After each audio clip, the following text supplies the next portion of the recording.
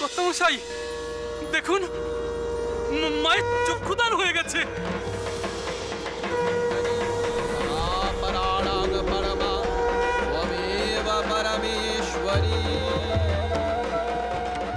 দেখো বাবা, দেখো মায়ের চোখ দুখানি মায়ায় পড়া।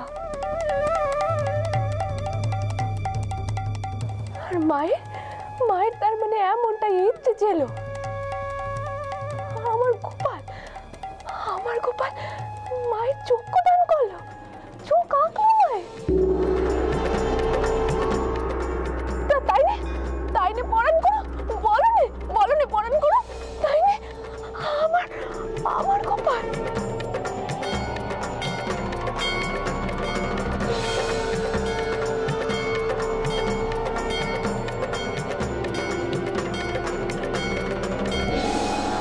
দেখি গদাই, দেখি শুনুন গদাই। আচ্ছা গদাই কি হয়েছে? ভাই রাম, এখানে একটা অদ্ভুত ঘটনা ঘটেছে। আমরা তো এসে দেখলাম যে গদাই এভাবে এখানে পড়ে আছে আর মায়ের চোখ আঁকা হয়ে গেছে।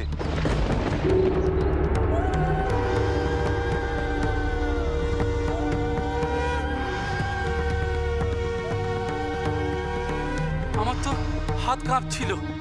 কাল থেকে আমি মায়ের চক্ষুদান করতেই পারছিলাম না। ভাবলাম বুঝি সবই আমারই পাপ।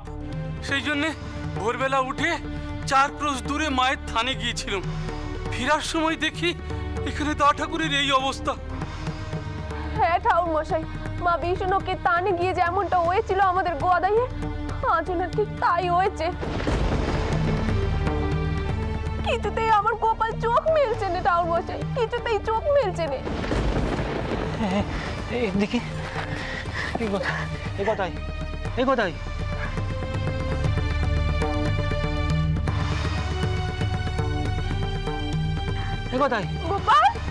চোখ খোল। গদাই আমি তো দাদা, দেখ গদাই চোখ খোল। গদাই চোখ খোল। গদাই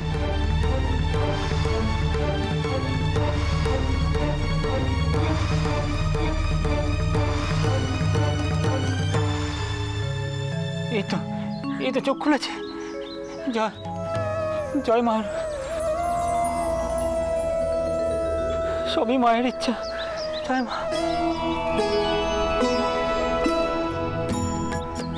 ও গোপাল কি হয়েছে তোমার? বলো না বাবা, কি হয়েছে? হ্যাঁ রাম ঠাকুর তোমার ভাইকে একবার বুদ্ধি দেখাও। আমার মনে হয় ওর বায়ু রোগে ধরেছে। ঠিকই বলেছেন পাইন বাবু। এবার পুজোর পর কলকাতা যাব, সেখানেই ভাবছি গদাইকে বুদ্ধি দেখাবো। রামকুমার, আমার মনে হচ্ছে গদাই হেঁটে বাড়ি ফিরতে পারবে না। দাঁড়াও, আমি একটা লোক পাঠাচ্ছি, সে বরঞ্চ এসে গদাইকে নিয়ে যাক। এবছর যদি গদাই চক্ষুদান না করতো তাহলে তো জয় মা। জয় মা।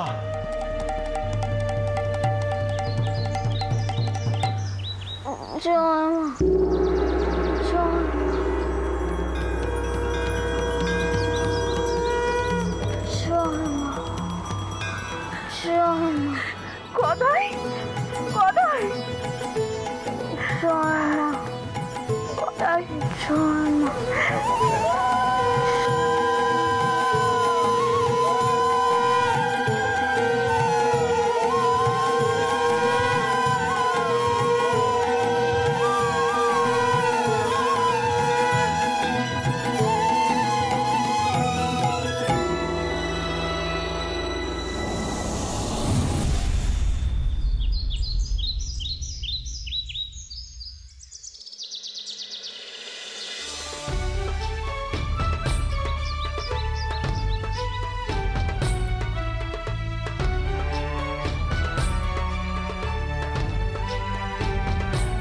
পালকি নামাও। কি সর্দার, পালকি থামালে কেন? একে সেজাই বাবু, ওই দেখুন কাছেই মায়ের একটা থান। খুব জাগ্রত বলেই মনে হচ্ছে সে জামাইবাবু। রানীমা যদি ওখানে পুজো দেন, আর তাছাড়া সবাই অনেকক্ষণ পথ চলেছে, খুবই ক্লান্ত। আর তাছাড়া আমেদপুর কন্দি সাহেব সেটাও তো আমরা ঠিক ঠাউর করতে পারছি না সে জামাইবাবু। ঠিক বলেছ, আমারও মনে হচ্ছে আমরা পথ হারিয়েছি। দেখো তুমি একটা লোক পাঠাও, কোনো দিশা পাওয়া যায় কিনা দেখো। আমি ততক্ষণ মাকে জিজ্ঞেস করি পুজো দেবেন কিনা।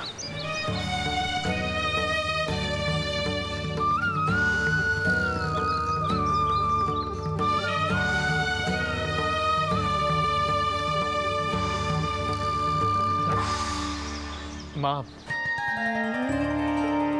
পাশেই দেবী মায়ের এক জাগ্রত থান আছে, আপনি কি পুজো দেবেন? তাহলে ততক্ষণে সর্দারের লোক গিয়ে জেনে আসবে আমেদপুর কোন দিকে।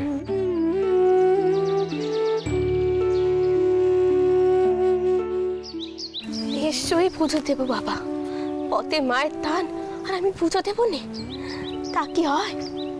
আমি তো মায়ের মূর্তি জোগাড় করতেই যাচ্ছি, পুজো তো দিতেই হবে আমাকে। কিন্তু আমি তো কালী হাতে এসেছি, সাথে তো কিছুই নিয়ে আসিনি। বাবা মতুর, তুমি লোকজনদেরকে বলো পুজোর জন্য সবকিছু জোগাড় করতে, কেমন? আসলে আমেদপুর আসার আদেশ পেয়ে আমার মাথায় আর কিচ্ছুটি ছিল না। হয়তো হয়তো এখনো পুজো দেওয়া হয়নি বলেই আমরা পথের দিশে পাচ্ছি না। আপনি চিন্তা করবেন না, পুজোর সব সামগ্রী জোগাড় হয়ে যাবে। আপনি যখন আপনার মনে ইচ্ছে জানিয়েছেন, তখন সেই সবের আয়োজন করার দায়িত্ব আমার। সর্দার,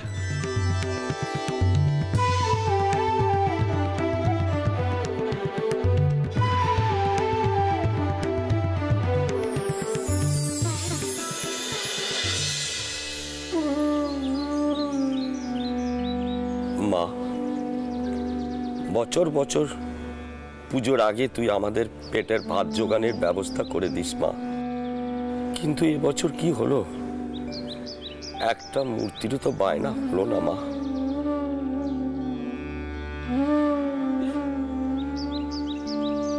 এদিকে জমিদার মশাই আমাকে আর বসিরকে সরিয়ে দিয়ে ভিন গাঁ থেকে কুমোর নিয়ে এলে।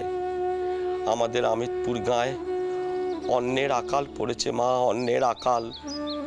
কেউ খেতে পারছে না মা, কেউ খেতে পারছে না। তুই তো দুর্গতি নাসনি, তাহলে আমাদের এত দুর্গতি কেন মা? কেন এত দুর্গতি? কোথায় তোর কৃপা মা? কোথায় কোথায় তোর কৃপা?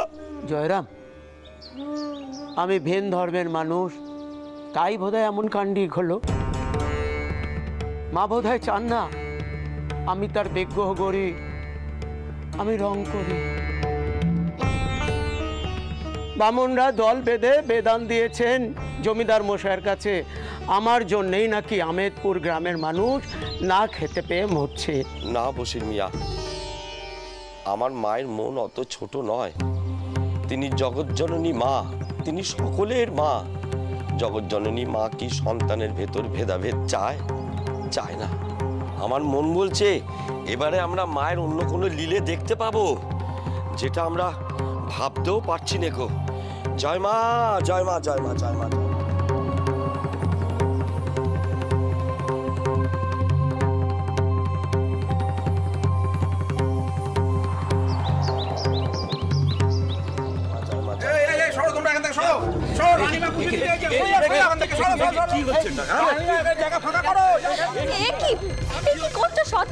ওদেরকে অমন ভাবে সরাচ্ছ কেন? আরে থামো থামো, কি করছো কি? বাবা মতো সর্দারকে থামতে বলো। সর্দার, কি হচ্ছে? মা মা, আপনি ব্যস্ত হবেন না, আপনি আগে ভালো করে পুজো দিন, তারপর না হয় ওরা দেবে। তা কেন হবে মতুর? যার কাছে পুজো দিতে এসেছি তার কাছে যে আমি আর ওরা সকলে এক। তার কাছে আমার আর ওদের মধ্যে যে কোনো পারাক নেই।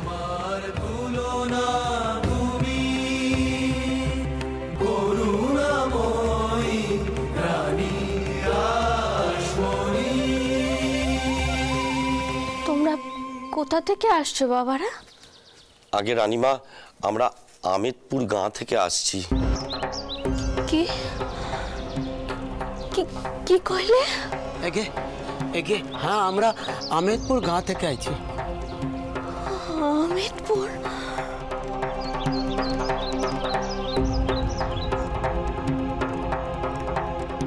তুই আমেদপুরে যা, সেখানে যে তোর জন্য কেউ অপেক্ষা করে আছে। আমি তোর কাছে কোন রূপে আসতে চাই তা একমাত্র সেই জানে। মতো কত তাড়াতাড়ি এদিকে এসো বাবা। তোমাদের ভগবানে এত অবিশ্বাস, তাইনি? সব কিছু যুক্তি দিয়ে যাচাই করতে চাও। এই দেখো, মা নিজে এনাদেরকে পাঠিয়ে দিয়েছেন এখানে। এনারা আমেদপুরের লোক। এরপরেও কইবে ভগবান নেই? এরপরেও পেমান চাইবে তোমরা? মা চাইলে তোমরা আরো পেমান পাবে, আরো পেমান পাবে। জয় মা, জয় মা।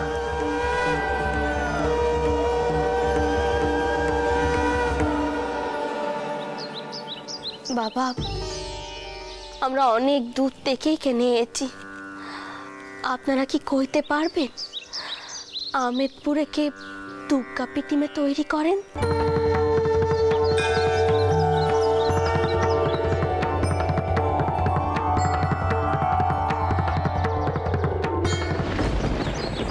তোমার কি হলো ঠাকুরপো?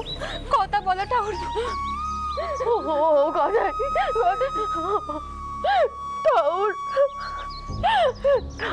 আমার গদাইয়ের কি হলো? আমার গদাইয়ের কি হলো? সে যে একটাও কথা কইছে না গো, কেন কথা কইছে না?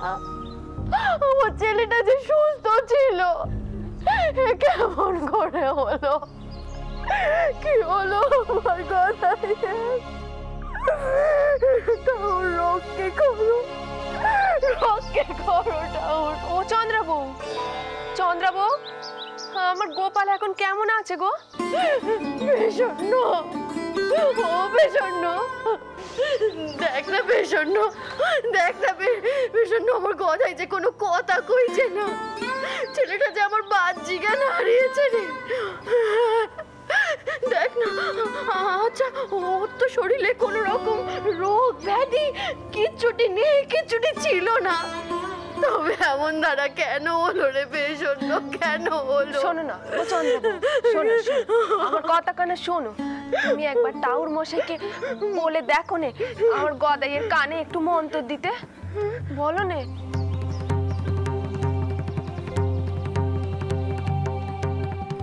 ও চন্দ্রাবু, তোমার মনে নেই যখন আমরা মা বিষ্ণুকে টানে গিয়েছিলাম, তখনও তো আমার গদাই এমন করে জ্ঞান আইরেছিল, আর তখন আমরা গোপালকে পুজো দিয়েছিলাম।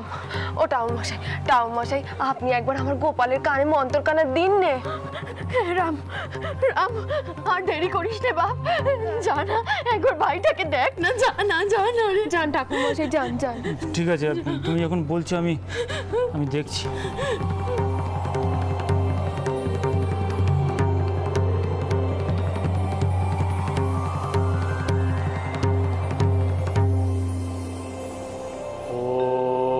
दुर्गाय नमः। ओम दुर्गाय नमः। ओम दुर्गाय नमः। ओम दुर्गाय नमः। ओम दुर्गाय नमः।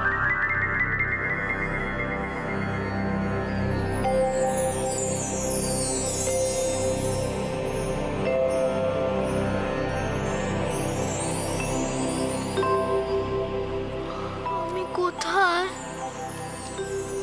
আমার কি হয়েছিল? আর এত দুর্বল কেন লাগছে?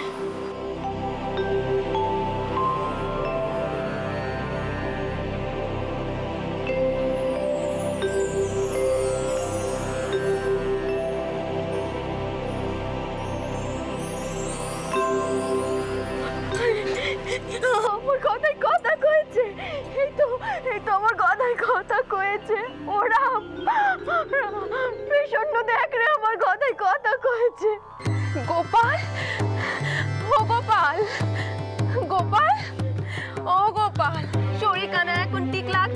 গোপাল, আমার কি হয়েছিল কইবে? কি হয়েছিল আর জেনে কাজ নেই। তুমি আগে আমার সাথে চলো দেখি ঠাকুর। সকাল থেকে তো পেটে কিচ্ছুটি পড়েনি। আগে হাত মুখ ধুয়ে কিছু খাবে, চল এসো আমার সাথে এসো, চল।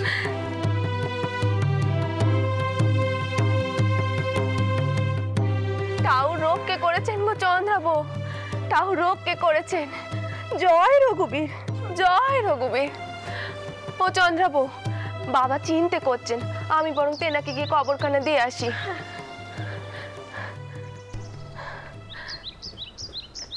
তাও মশাই আসি কেমন? হ্যাঁ, ওই নাহাকুড়োকে চিন্তা করতে বারণ করো। হ্যাঁ আচ্ছা।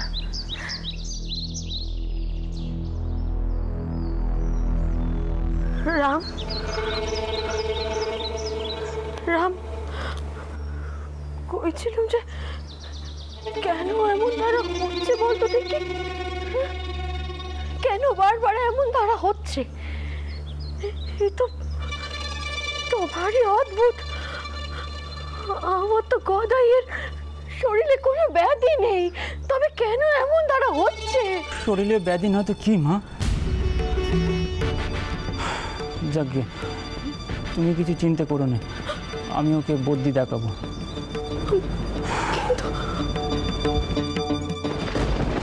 ওগো মা আমাদের বিপদ কাটিয়ে দিয়েছে, এবারে পুজোয় আর কেউ খালি পেটে থাকবে না কো। জয়ধ্বনি দাও মায়ের নামে, জয়ধ্বনি দাও। কেউ আর খালি পেটে থাকবে না, বলো জয়ধ্বনি দাও মায়ের নামে।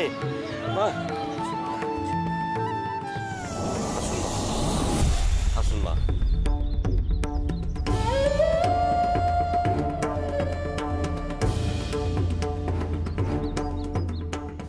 খিদের জ্বালায় মুখগুলো কেমন শুকিয়ে গেছে। মতু, তুমি দেখো পুজোতে যেন কেউ উপোস করে না থাকে। এমনিতে সকলের মুখে অন্ন তুলে দেওয়ার দায়িত্ব আমার, তাই মা আমাকে এখানে পাঠিয়েছে। না হলে মা আদেশ দিয়ে আমাকে এই গায়ে বা পাঠালেন কেন?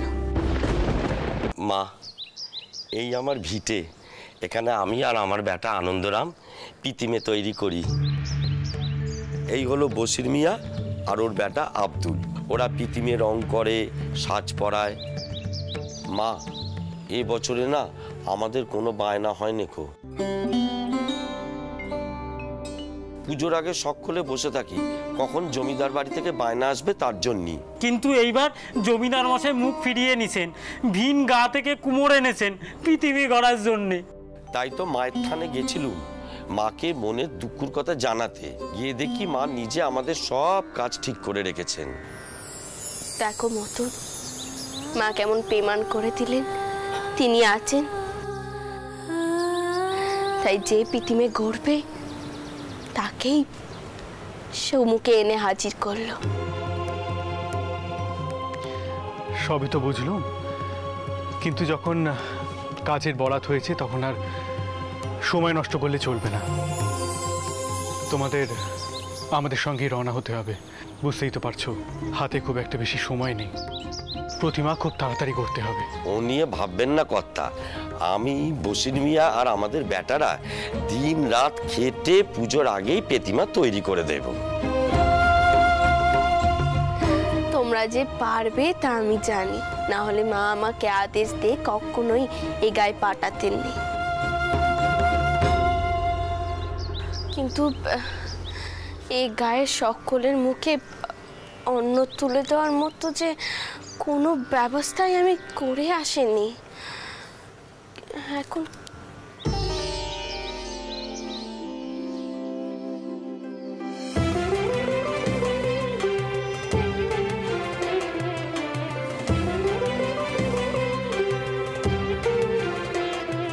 না, কি হলো? ধরো ধরো, আমি বলছি তো ধরো। না,